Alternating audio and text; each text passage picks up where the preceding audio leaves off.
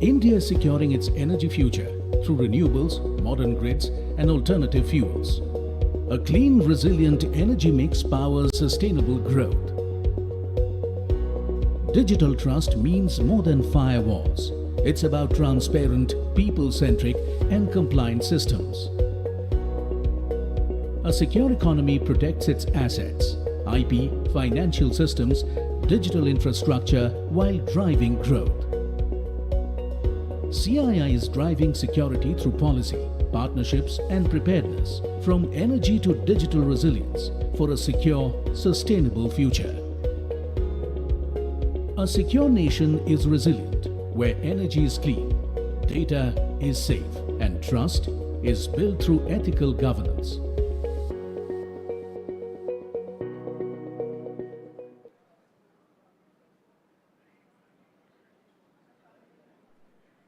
May I now request our session moderator, Mr. Raj Chengappa, who's the Group Chief Information Security Officer and Head Cybersecurity Business at Tata Advanced Systems Limited, to kindly give his opening remarks and take this session forward. Sir.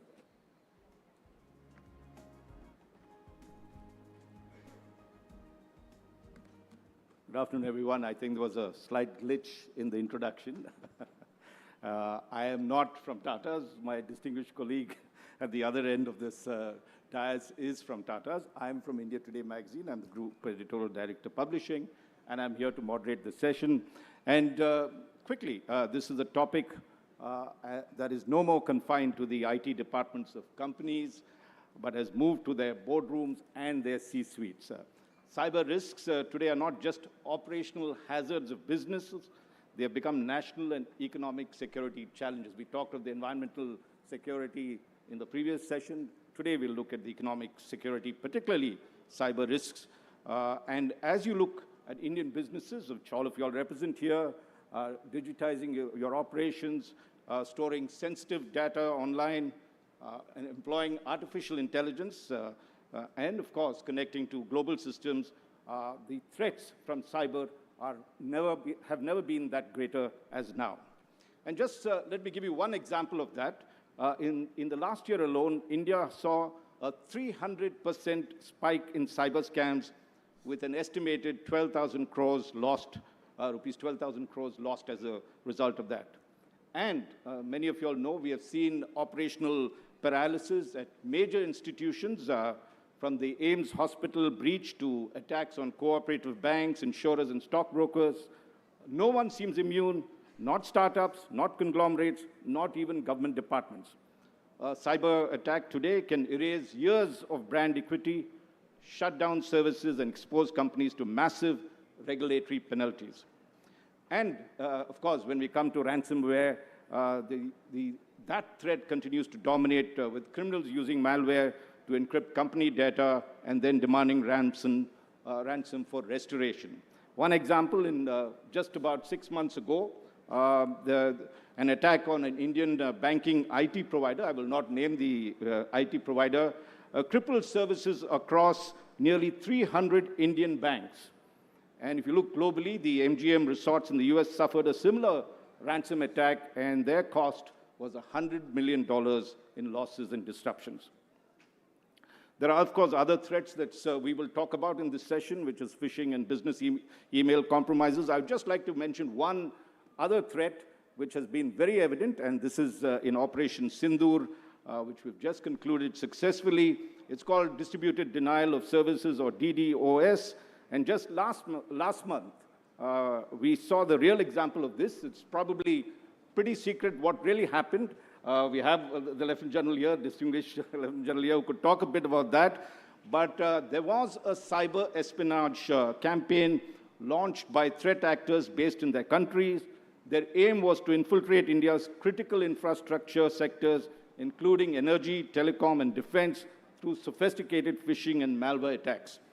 Fortunately, these were prevented by various government agencies. And therefore, the big lesson is that resilience is not just about prevention, it's about preparedness, detection, coordination, and rapid response. That brings me to this session, and we have very, very fortunate to have an eminent panel to enlighten us on this, what I call the real, clear, and imminent danger to our businesses. Let me introduce them very briefly. We have Lieutenant General M. Unikrishnan Nair, a distinguished officer of the Indian Army who currently serves as the National Cybersecurity Coordinator in the National Security Council Secretariat. So General Nair is the czar of Indian security and has been instrumental in shaping India's national cyber strategy across strategic technology management as well as cross-sector resilience. So a top expert. Let me also introduce the other panelists so that I don't have to do this again. We have Dr. Pavel Dugal, Supreme Court advocate who is globally renowned authority on cyber law, cybersecurity and artificial intelligence law, and he will be talking more about the laws that India has and what we need to have. Then we have Dr. Jitendra Mohan, Group Chief Information Security Officer, who I was mistaken for, and Head of Cybersecurity Businesses at Tata Advanced Systems.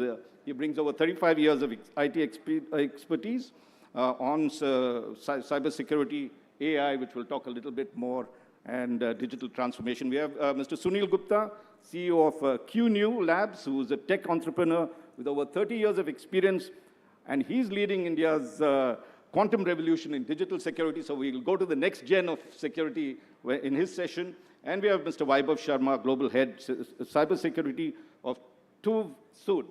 Is that the German company who's a very seasoned security leader in risk management across critical industries. So there you have it, a phenomenal panel here to discuss one of the key issues. But let's set the stage for the discussions by inviting Lieutenant General Unikrishnan Nair, the National Cybersecurity Coordinator of India, to deliver his keynote address. Ladies and gentlemen, Lieutenant General Nair.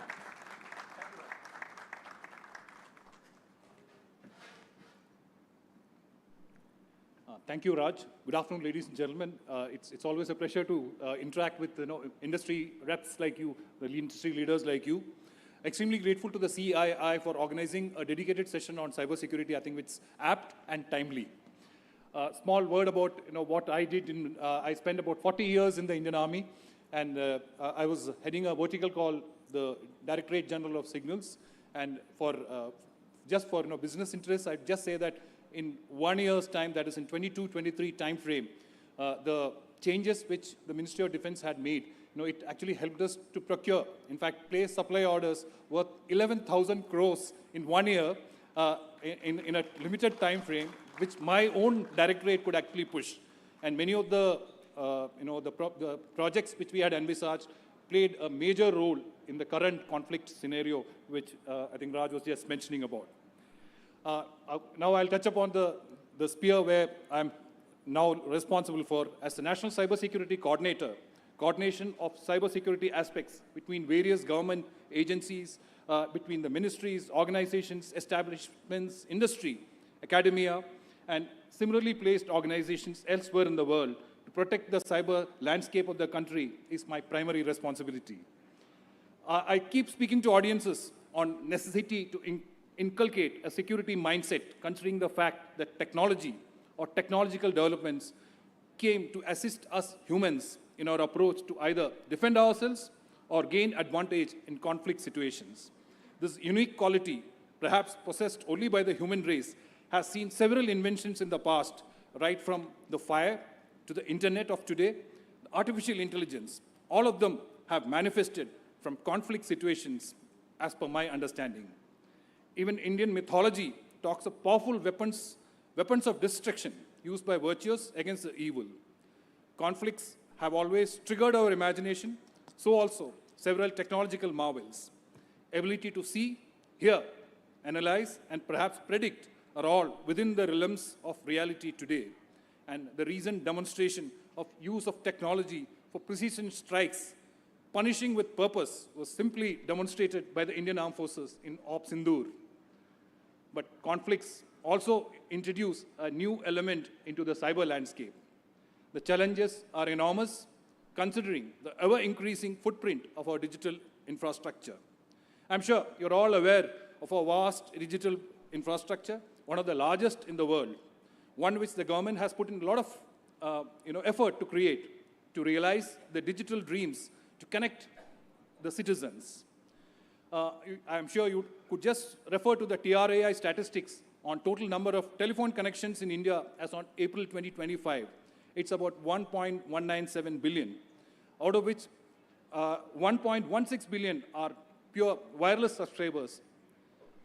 We have 944 million broadband subscribers and nearly 63 million machine-to-machine connections in our ecosystem. We have 6.27 million users of 5G fixed wireless access subscribers in India, end of February 2025, and a major share of them being in cities.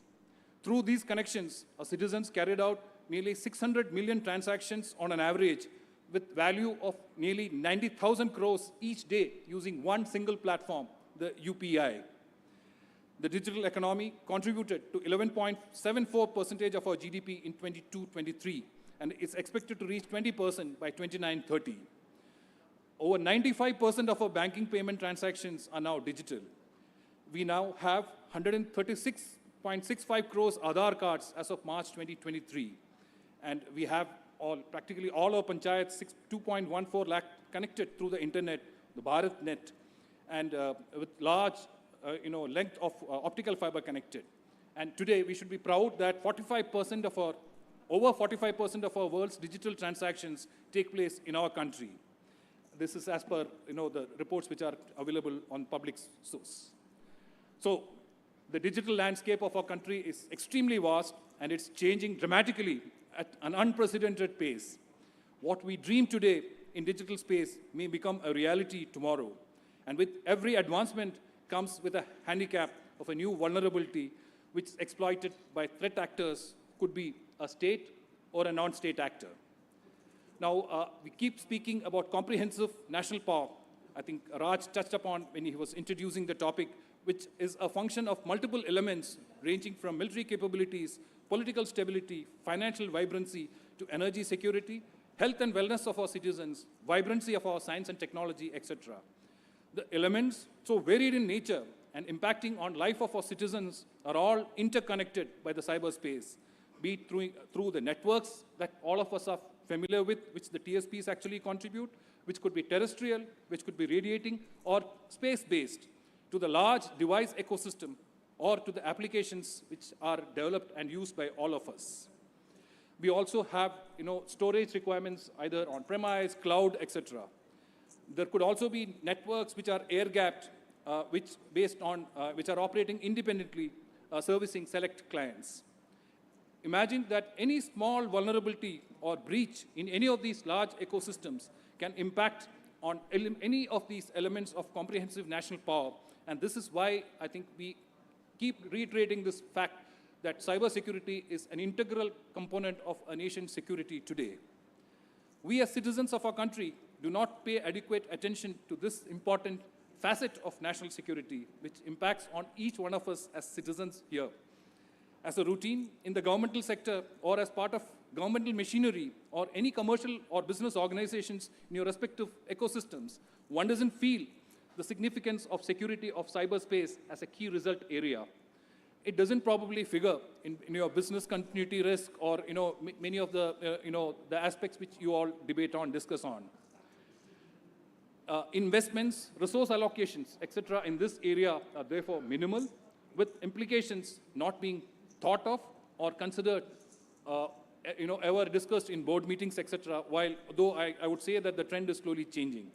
We are perhaps ignoring the single most factor that can freeze all your digital assets, impacting on every citizen, not only of our country, but perhaps across the world. And any commercial organization, public or private, can be crippled due to a cyber breach today. I think Raj mentioned a few of these incidents. When we talk about cybersecurity or cyber defense, the first thing which comes to our mind is cybercrime, which is definitely a major vulnerability which impacts on all of us as citizens. It's the single most important aspect affecting each one of us as citizens. But you all here, as part of industry, could consider is the threats that emanate, which will impact on your respective sectors where you have your interests. From manufacturing to services, from large corporates to small startups, each of these entities can be impacted, sometimes very severely, that you just cannot function. It could cripple your machines. It could make some of your machines work slower or work faster. It can take out valuable intellectual property rights, your R&D efforts, impact on your users, or simply deny services. An incident can impact a large global ecosystem, as the world realized in July last year when you had blue screens across the world. I'm sure you're all aware of it. We had a major challenge on cybersecurity.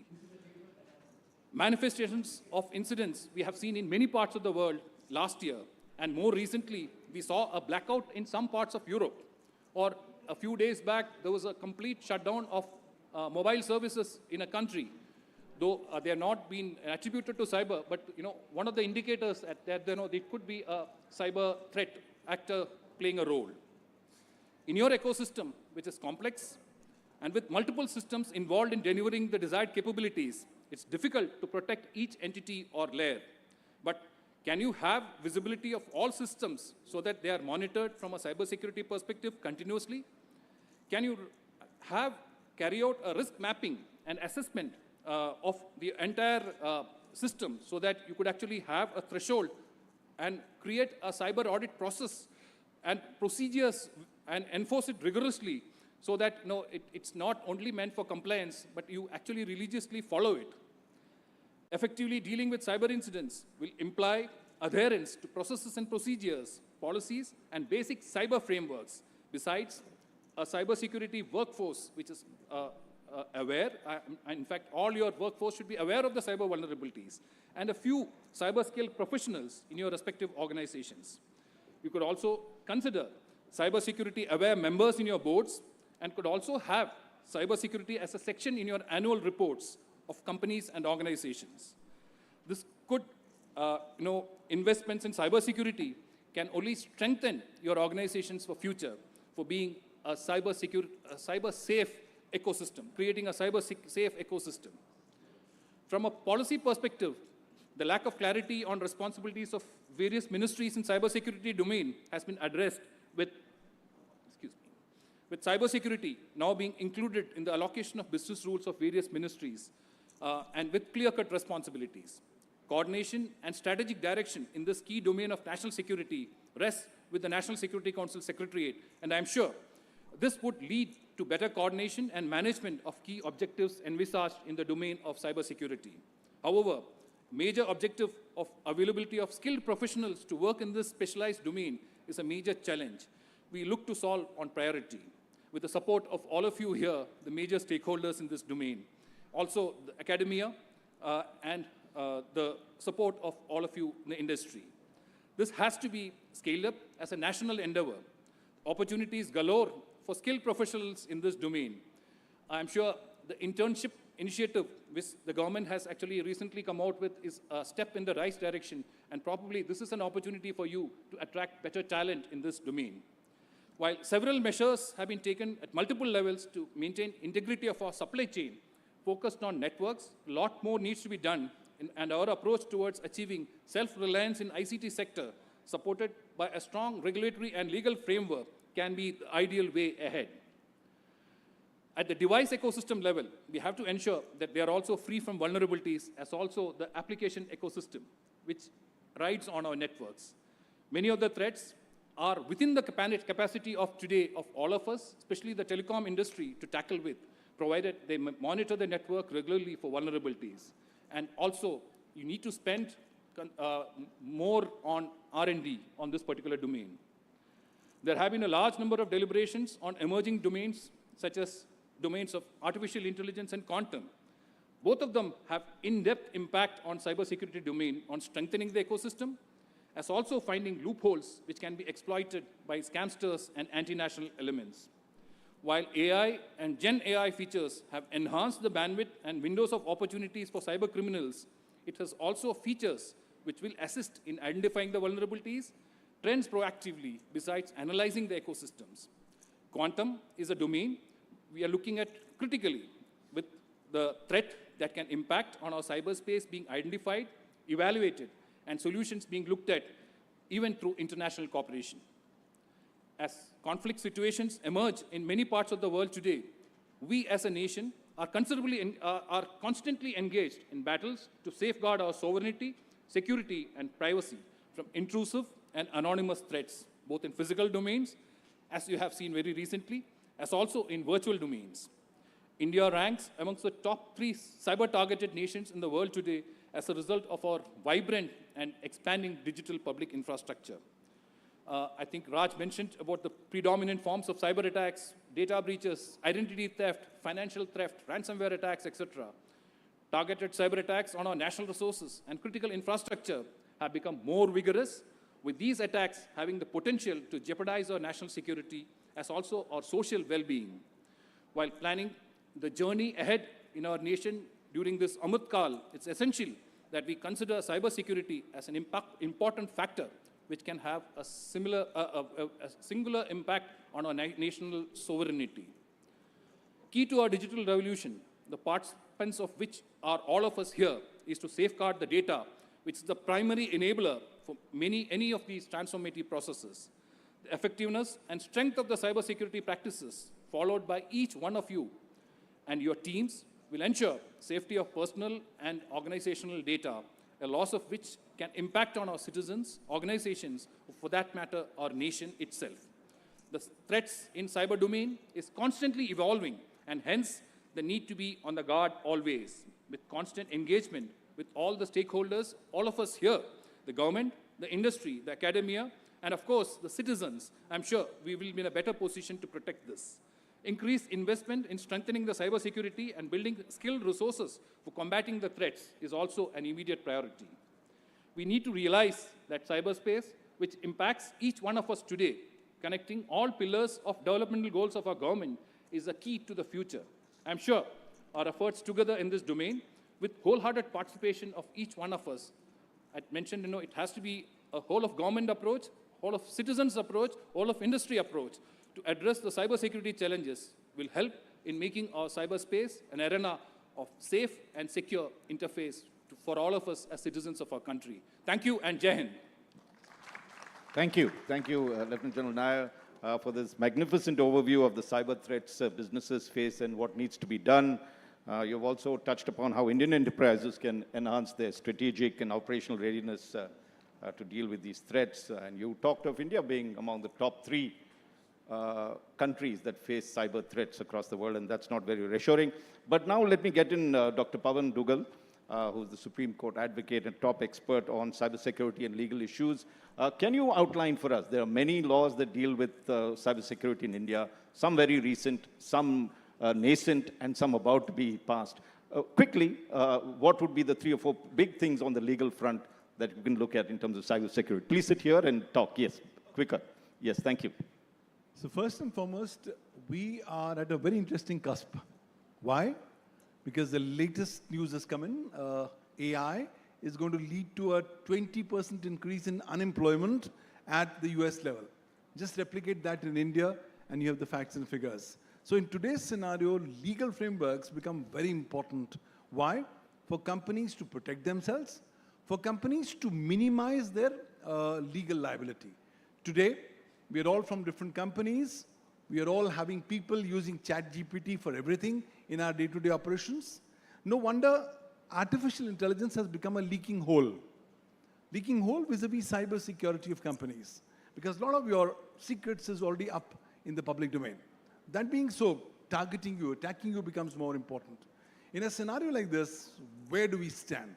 We just have one mother legislation, 25-year-old legislation, being the Indian Cyber Law, the Information Technology Act 2000, which we amended once after the Mumbai attacks in 2008. And we added not just elements of cyber security, but different provisions on cyber security. But more significantly, it's through the secondary legislation that the government has been trying to go ahead and address the entire issue of protecting cyber security. 2011, we had the IT Rules 2011, the Information Technology Reasonable Security Practices and Procedures and Sensitive Personal Data or Information Rules 2011, for the first time stipulating the concept of reasonable security practices. So if you follow an ISO 27001, you comply with reasonable security practices. Fast forward to 2021, and we have the IT Rules 2021, which reiterate the concept of these reasonable security practices and procedures. But more significantly, while all this is happening, cyber resilience has already begun to start getting ingrained in the Indian DNA. I want to begin with the latest example from Operation Sindoor. If Operation Sindoor was successful, it was because of the cyber resilience of the Indian mindset.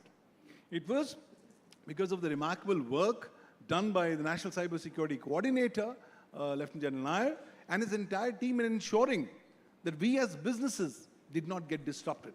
Not that efforts were not made to disrupt us. There were n number of efforts, but the very fact that we could repel them shows our cyber resilience attitude and mindset. So we are not even waiting for the countries like European Union who have a national law on cyber resilience called the EU Cyber Resilience Act. We are not waiting for law to take place, we are actually implementing that. The government is doing a remarkable job in ring fencing the cyber security of the Indian business ecosystem. Why? Because we are fertile targets.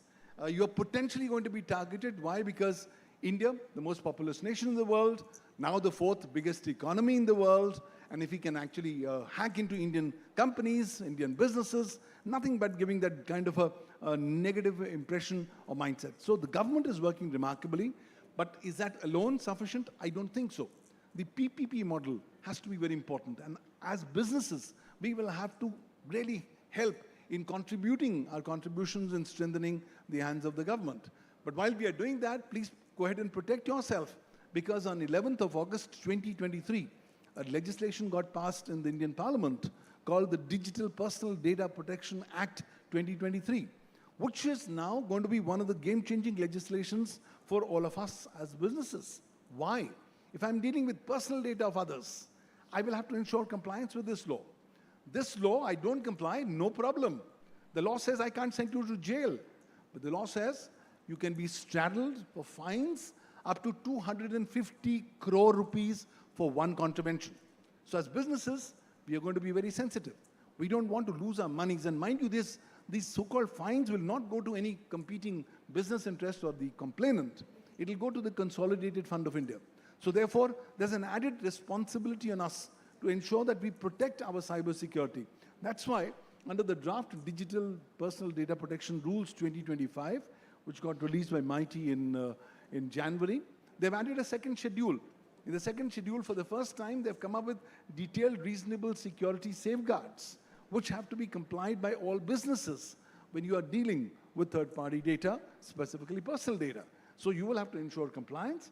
And finally, you'll also have to get alive to the fact that as businesses, you are at the center of the digital Kurukshetra. You are going to be attacked on a 360-degree viewpoint by almost all threat vector actors, whether it's state actors, non-state actors. So in a scenario like that, how does the law help you? The law comes up to your rescue as a businesses by giving you a remarkable protection. And that protection is embodied under Section 79 of the Information Technology Act. The law says, you please wear my Suraksha Kavach. That's my security cover. If you do that, I'm going to promise you two things. Notwithstanding whatever happens, notwithstanding any lawsuits being filed against you, you cannot be forced to pay 1 rupee damages by way of compensation. Number two, no criminal liability, you cannot be sent to jail. So the government has come up with very conducive environment for going ahead and promoting businesses by encouraging businesses. Please come up with the statutory exemption from legal liability, ensure your compliances. Mind you, all businesses, all of us here, become intermediaries under Section 21W of the IT Act. Why? Because as businesses, we are legal entities who on behalf of other persons are receiving, storing or transmitting data or providing services with respect to that data. Even if I do nothing and I just have my employee data, I still become an intermediary. Once an intermediary, Section 79(2)(c) says, IT Act, please exercise due diligence while you discharge your obligations under the law. Various parameters defined under the IT Rules 2021. Please ensure compliance, and also don't forget that the IT Directions 2022 are already in place, which are saying that, hey guys, the moment you come to know of a cybersecurity breach, you will have to mandatorily report it within 6 hours of coming to know about it. You don't report it within 6 hours, no problem. After the end of 6 hours, you commit an offense under Section 70B6 of the IT Act, punishable with imprisonment and fine. And if you're a company and you commit an offense, no problem. Section 85 IT Act says the top management will be deemed to have committed the said offense. Of course, Section 85 also gives you the remarkable protection of statutory exemption from legal liability. As top management, you can say, hey guys, I can either prove two things. I can prove I had no knowledge of any contravention. I can't be held liable. Number two, I can prove that despite exercise of all due diligence, I still could not prevent the commission of any offense. So the onus is all going to be on us. The cybersecurity breach may take place on 1st of January 2025. You come to know about it today, 29th of May 2025 at 11:30 a.m. Your golden period starts now. Your 6 hours is now, and within those 6 hours, you'll have to report. A lot of companies are not reporting. Well, because it could have a negative impact. Guys, it's important to report. Why? Because I want you to come in the witness box as a victim to say, look, I have been made a victim. Today, there's no harm in owning up to the fact that my cyber security is bound to be breached. And while I do everything possible to protect that, I may still be vulnerable. So the moment you come in the capacity as a victim, you get automatic protections under the Indian law. So the Indian law has been done some remarkable initiatives in the last almost 2 decades and a half. But more significantly, going forward, I think a couple of steps before I get to you, what India really requires. Number one, India requires a dedicated national law on cybersecurity. When countries like China, Vietnam, Singapore, Australia have come up with new laws on cybersecurity, India is far behind. We need to come up with that. Fortunately, the government is working in that regard. Number two, for the last many years, the government has been extensively working on the national cybersecurity strategy. I think it's time that we should go ahead and see the unveiling of that strategy. Number three, the national cybersecurity policy of 2013 was a good starting point. It's time to potentially implement some of those principles. Number four, have in place a framework for enabling AI regulation. Because today, AI is becoming the central point of our lives. Today, my cybersecurity breach takes place doing AI. Today, on the dark net, there's only one paradigm existing, which is cybercrime as a service powered by artificial intelligence. So in this ecosystem, the biggest democracy in the world is called upon to come up with enabling legal frameworks to recognize AI and potentially even criminalize or regulate the misuse or ill effects of misuse of AI. So nobody is saying, don't go ahead and use the technology. What we are saying is, please come up with legal consequences if you misuse AI. So you misuse AI to breach into my cybersecurity, welcome to the party. Why? Because you get exposed to legal liability, more so under existing and also under potential laws. And finally, we will have to be mindful of a much bigger problem from a legal standpoint that we haven't begun addressing, which is the cocktail mix between artificial intelligence and quantum computing. Now that we haven't even begun thinking of. But guys, that's going to be our biggest headaches as companies as we go forward. And while we are looking at our own respective profits, our respective business ventures, please realize that we'll have to also start contributing in the direction of enhancing, protecting, and preserving the cyber sovereignty of the country. We don't have a law on cyber sovereignty yet, but yes, the Constitution talks about protecting the sovereignty, security, integrity of India. At a time when so much of cyber interests are already up there, at the time when the world is not necessarily very happy with the way how India is progressing, the time for more vested cyber security attacks by state and non-state actors against India is going to be the norm of the day. Complicating the entire scenario will be the use of AI against India and Indian legal interests. So as businesses, we'll also have to start contributing, not just to looking at the cyber security of our respective business operations, but also contributing in strengthening the sovereignty, security, and integrity of India by empowering cyber sovereignty, because today a big chunk of critical information infrastructure is in private hands. Government is doing its remarkable job, but we need to do our own. A lot of work needs to be done in terms of legal stuff. And the beauty is we don't need to go to Parliament. Under Section 87 of the Information Technology Act 2000, the Government of India can come up with various secondary legislations which can go ahead in the direction of protection and preservation of cyber security in the AI ecosystem. So all said and done, we are doing remarkably well, but we need to do far more. We have to be also alive to the fact that as India, we are being constantly watched.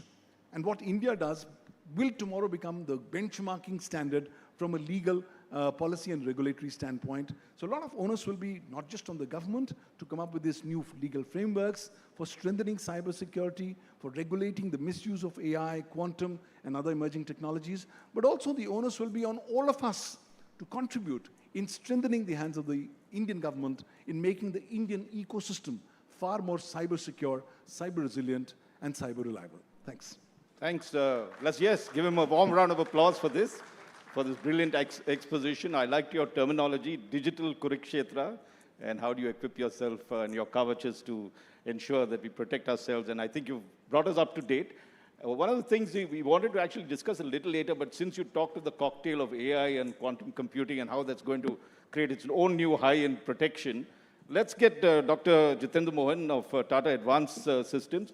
We were going to look at zero threats and long-term resilience, but let's jump straight into the AI threat that is there. And one of the issues is it's a great enabler, a great force multiplier, but it can also be a great danger. Can you tell us some of that? And then you can, of course, touch a bit about what companies need to do, the nuts and bolts. Yeah, thank you, Raj. So I think a great talk before me by, I think, General Nair and Dr. Dugal and Raj has explained already. Normally, whenever I go into this kind of session, I ask first question to all the audience, how many have changed your Gmail password in the last 90 days? Have you changed your Gmail password anytime after you created your Gmail? I think very few people. In 30 days?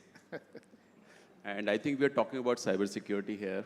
And resiliency is something that we should protect our assets which have been there. So I normally start with that, and I think the answer says all.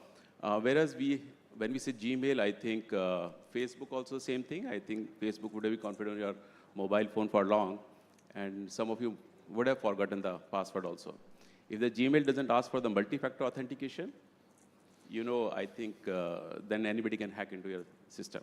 In fact, one of my previous organization, which was around 20,000 plus employees, we did basically a dark web survey to all the employees, and surprisingly, and not surprisingly, 80% of the password or the Gmail passwords are available in the dark web. So this is, I'm just trying to give you some scenario on this thing. I'll come to the other aspect. In my view, when we talk about cybersecurity or resilience, and the digital transformation when I talk about, in my view, there are two eras, before COVID and after COVID.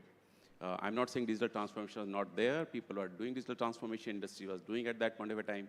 But I think COVID accelerated that digital transformation. We looked at a scenario where kids whom we don't want to give a mobile phone, we willingly give them the mobile phone because they need to study on the online kind of a thing which have been there. Just an example, one of my previous company, we used to have only 800 attacks on our domain. Again, 20,000 mid-tier IT company, having office in 25 countries, hardly 800. And my job was very easy as a CISO there. I was another role, but as a CISO, my role was very comfortable. 800 is kind of nothing, okay? It's the normal attacks which have been there. Come COVID, in April, guess how many attacks used to happen? 1.5 million per month. Suddenly, I become the favorite person for the board. They start giving me budget. They start talking to me. So that is what basically the COVID does, basically. So that is another aspect I just wanted to highlight that. And after that, I think most of the industry has adopted that digital transformation for that purpose.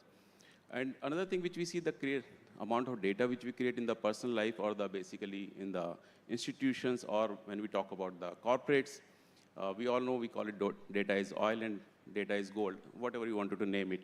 So we need to protect data because nobody, I think, when I look at the young generation, like my kids, they never went to bank. And I'm sure they have not seen the, I think, 10 rupees note or 2 rupees note anyway. They do all the transaction through UPI or through the banks. So everything is data. Nothing is physical at that time. So I think that gives us what the earlier speaker talked about, that we need to put a lot of focus on the cybersecurity for that matter. When we talk about cybersecurity, one of the threat which is all the organization, if you go to any corporate and any board, is a ransomware. Okay, ransomware is something where hacker gets into your system, copy your data, and encrypt your data, and then ask you to pay some money. It is like a kidnapping in local language. I think very, very crude language, kind of kidnapping which have been there. The situation has happened that there are companies which are doing ransomware as a service. And that's why if you look at the AI part which have been there, it takes time to basically credential of an organization employee. Takes time to get the credential of the admin employee of any of the company. If you get the admin username and password, you can transfer any of the basically network for that matter which is there. That's where the AI comes. And when you look at the power of AI, the hackers are using it extensively because they can crack those passwords, they can get into the system, and then they can copy the data out of your system which have been there. That is, I think, hacker trying to get into that. But when we talk about AI, there's another aspect. There are a lot of AI tools which we are using as of now. I think everybody uses ChatGPT or Gemini for that purpose. I'll give one example, and I was talking to Raj in the morning when we were discussing that. One of my, I will not name those companies which have been there. Every company has got a quarterly result. And when the quarterly result comes, the marketing team is normally asked to create a press release, which comes after the quarterly result that the company has done YOY, how much revenue, profit, everything which have been there. And before that, there is a work of around 15 days. So this is a company where the operation team has created some 60-page document. They give it to the marketing team in the morning, and they say create a concise press release for the evening, which CEO was about to talk about. So what did this marketing person does? He went to ChatGPT, put the whole document, and tell them, give me something, okay? ChatGPT gave it to you, okay? And he was very happy. He went to the basically board members. He said, this is what it has been there. CEO. Incidentally, somebody else also Googled at that point of time, one of the investors also Googled at that point of time, what are the results going to be? The complete report was available at that point of a time. Wow. Now, do you understand this? On one way, we always think that when we do anything on the internet or in the website, or we use a chat GPT, it's a one-way traffic. We are trying to get some information from them. But in terms, we are giving information back to them. So I'm just trying to highlight there what are the basically normal issues which we see in day-to-day business scenario which is there. And that is another issue of the AI. This is a very complex kind of thing, whether you use AI for the cyber protection or AI is used for the basically cyber penetration, that is one. Second is when you're using AI tools and you can't live without them. I think Dr. Dugal explained them and you have to go with the technology. It is not that you can leave the technology. Technology is going to grow, whether you use it or not, which have been there. How to protect that? I think that is another aspect which have been there. Now looking at this complex scenario, and I think as Dr. Dugal and General Nair has talked about, what are the things which we can do as an organization or as an individual which have been there. So normally there are 6 steps which we do as a resiliency. Resiliency means that our business continuity should be as it is, even if we got an impact which have been there. I think the first step is governance. I think any organization should have their own security policy.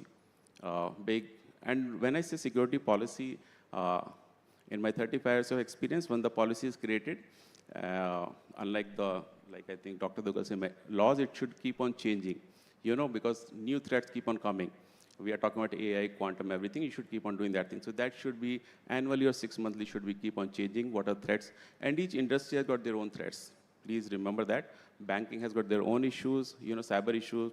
Manufacturing has got their own issues. Retail company has their own issues. Okay, how much virtual presence you got, and the criticality of the industry. Just one little thing. I just got a message saying, look, we need to, this thing, because the clock is ticking and I need to give those 2. So if we can, the 5 points quickly, if you can just go, okay, which you said. Yeah, thank you. So after that, it is identify. You should be able to identify the basically threats, how to protect, okay, detect, respond. I think we had a discussion about how we responded to the threats which is seen in the Operation Sindoor from the enemy's countries which have been there, and then recover. There are 6 steps which you need to focus on that. How to do that? I think normally we put focus on, lot of focus is on the tools, but tools is only one part of it.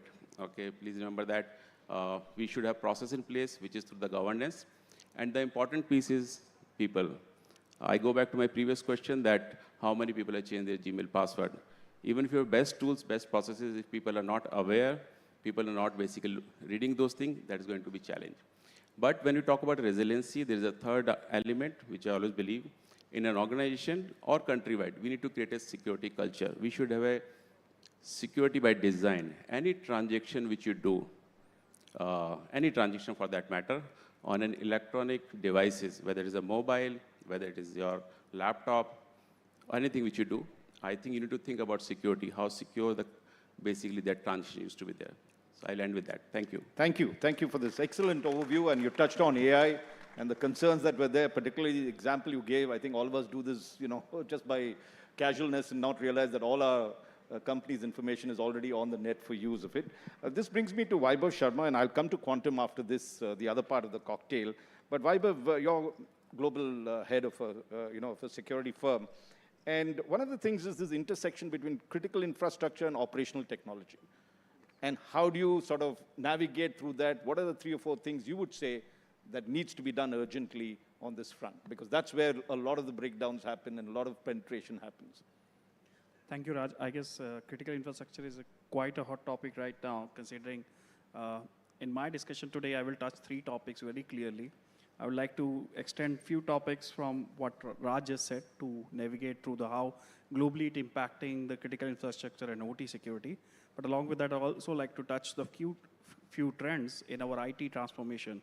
As resilience will be the strategies how you overcome the cyber resistance. And to overcome these, you need to know the threat landscape and the strategies to evolve around. Keeping the Raj first question to answer that, I worked for the last few years for Europe, so I was in Germany.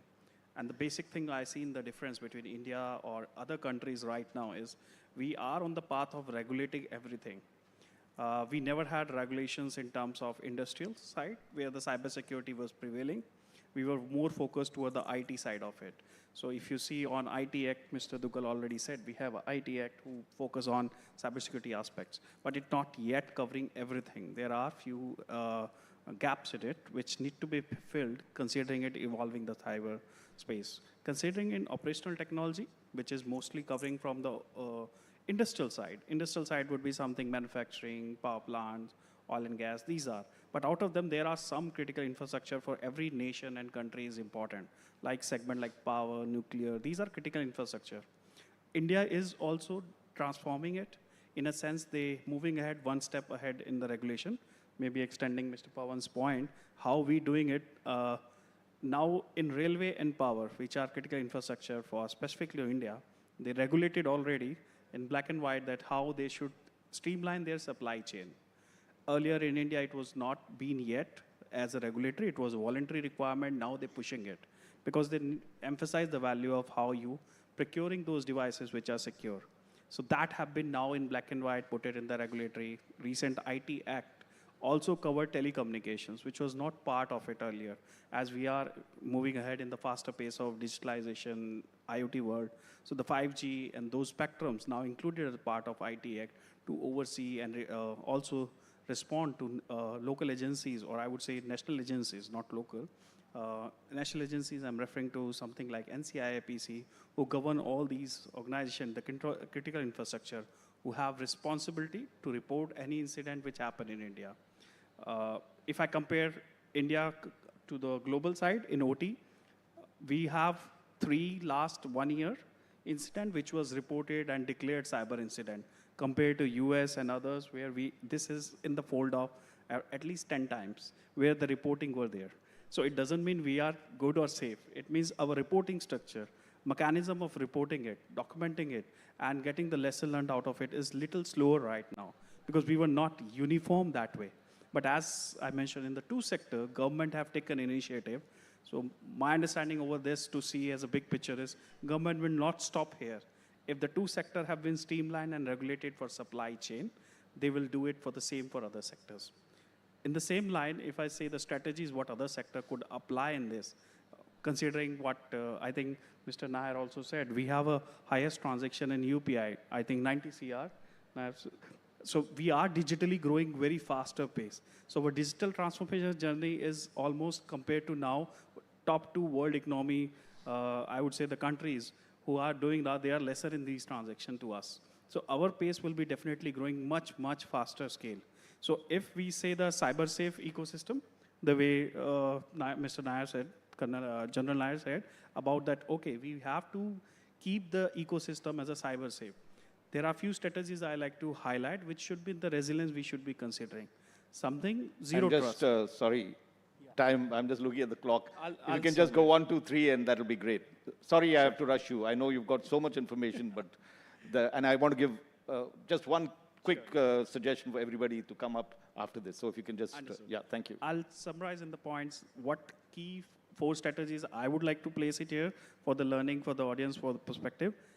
Zero trust is something new, can be applied. The old architecture of castle and moat is now pretty old, and the new, what some organizations are already adopting or on the way to implement is zero trust is something new to be applied in this sector. Secondly, how business continuity plan acting on these for all cybersecurity segments, not only for organization, but also the government sectors.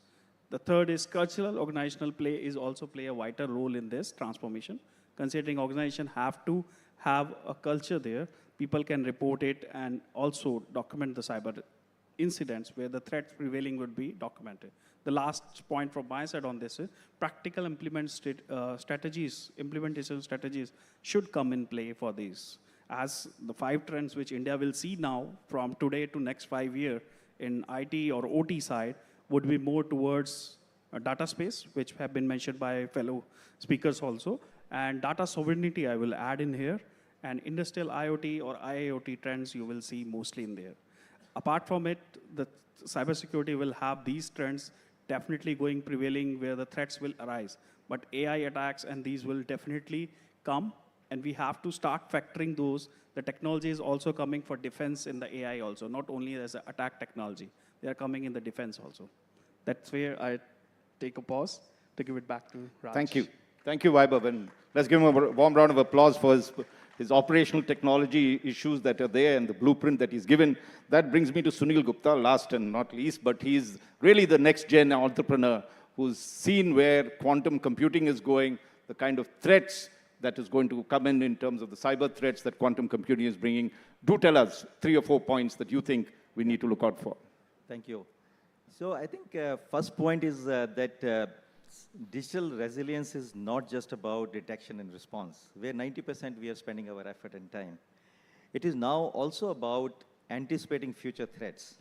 If you're not able to anticipate future threats much in advance, then we don't give ourselves a chance to implement the right technologies and protect. And especially the threats which have the potential of disruptive impact, right, on the digital infrastructure. So one such threat that has emerged very, very quickly is about quantum computing threat, which is threatening the world data security in the sense that it has the power to break everything that is protected today from the encryption, right? And that is the reason the world over, there is a rush happening right now to go and migrate all of our current encryption, classical encryption, to quantum encryption. You might be thinking that this is something science fiction, but let me tell you, it is not. India has already done a lot of work in that, and especially it is done under General Nair. We have built technology, but he has been the pioneer in implementing. India's first quantum tech lab was set up when he was commandant in MCT Mao. And then we are now building outside of China, we are building one of the largest quantum safe network. That is also was done under his guidance. So I'm very proudly can tell you that India is now building the tech, and that's what CUNY Labs, for which I belong, we started building 10 years ago, anticipating that this threat is going to emerge as one of the very big threat for the world and for India. And for India's digital sovereignty, it is very important that we build an indigenous technology and then ahead of time, deploy that, and then make sure that we are ahead of the world when this quantum computing threat emerges. As per the current forecast, the relevant quantum computers are going to be available probably from 3 to 5 years from now. And the idea here is that preparation is key, which means that if we have to protect ourselves from that threat, we should be implementing and deploying quantum safe security today. So quantum safe security, last point, is not just a technology.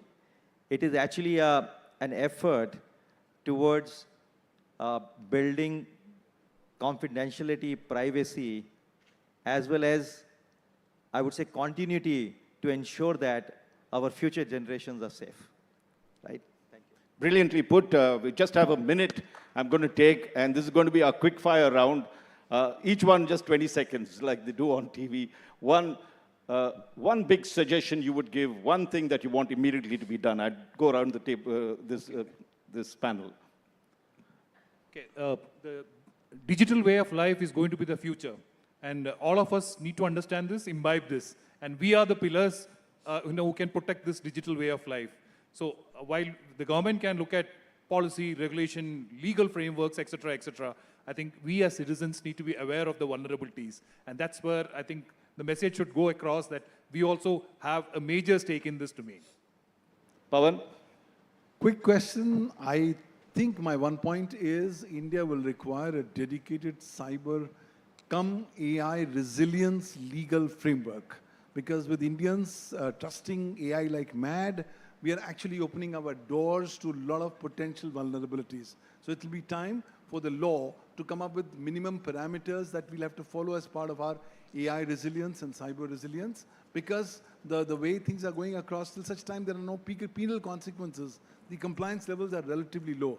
While I will encourage more proactive compliances with international best practices, but still a legal framework is going to help us in making India more quantum secure and more cyber secure. Thank you. Jitendra? So as I mentioned before, that the cybersecurity culture is to be created, and the onus is on citizen as well as the organizations. Of course, the government is doing their bit. They're coming out with the compliance laws and everything which have been there. We need to treat this very seriously, and I think onus is on us to create the cybersecurity culture among ourselves. That is my suggestion. Vaibhav?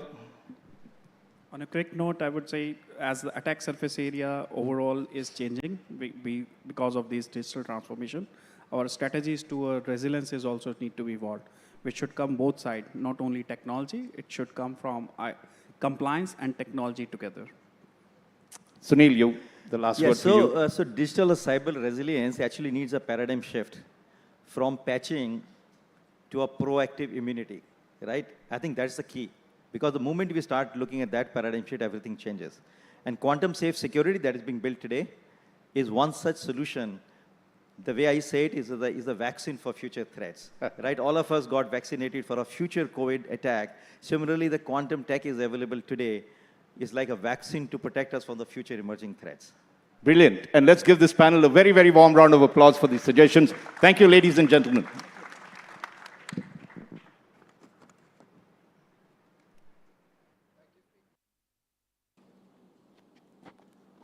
Thank you.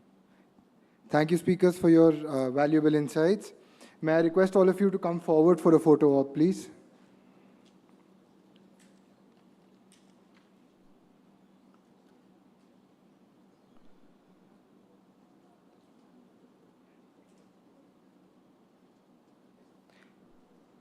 As a token of our appreciation, we would now like to present a small memento to each of our speakers. May I request the moderator, Mr. Raj Chengappa, Group Editorial Director, Publishing at India Today Group, to felicitate our speakers.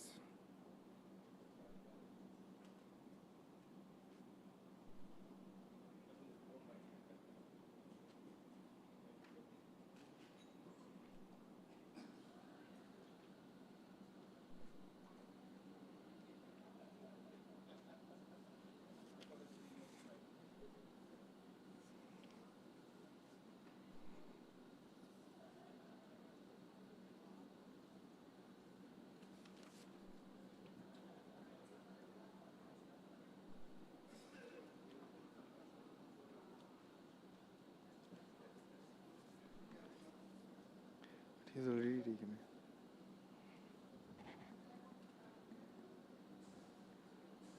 Thank you, speakers.